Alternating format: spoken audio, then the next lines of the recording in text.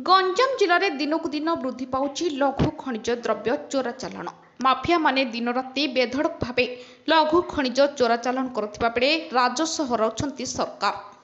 विशेषकर जिलार आसिका अंचल ऋषुकुल्या और बड़नदीर बिना टेंडर रे शह शह ट्रक बाली चोरा चालाण करा जाउथिबा बेले आज एहार पर्दाफाश करिसेंती सोरडा विधायक नीलमणि बिशोई।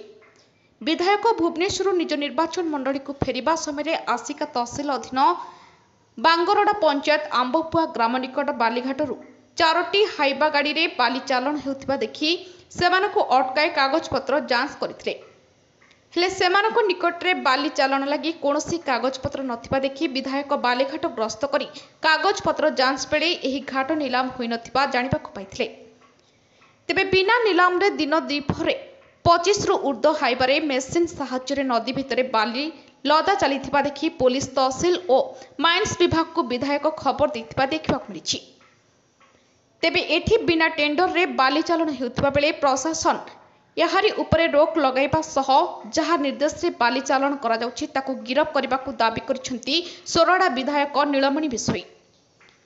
गंजामनु भगवान पाणी को रिपोर्ट ज्योति।